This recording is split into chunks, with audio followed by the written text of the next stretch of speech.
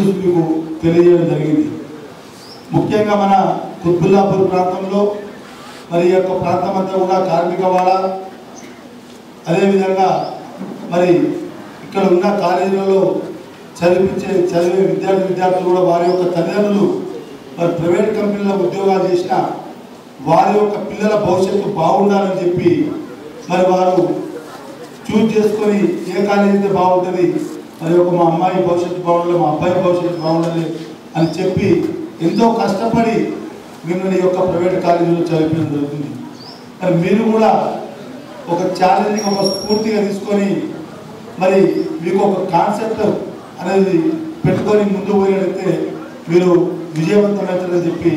నేను మీతో మనవి చేస్తున్నాను. అదేవిధంగా మరి ఇప్పుడు మన రాఘవేంద్ర గారు కూడా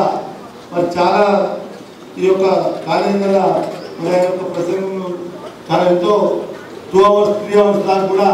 మరి చెప్తుంటే ఇంకా వినాలనే దాంతో చేయడం జరుగుతుంది. ఎందుకంటే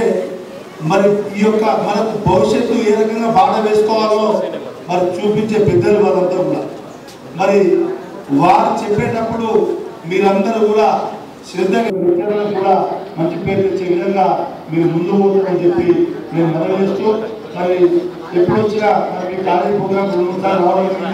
ఎప్పుడు వచ్చినా సమయం లేదని చెప్తా ఉంటాం. కాబట్టి మరి అదే రొటీన్ కాకుండా వాస్తవానికి కూడా మరి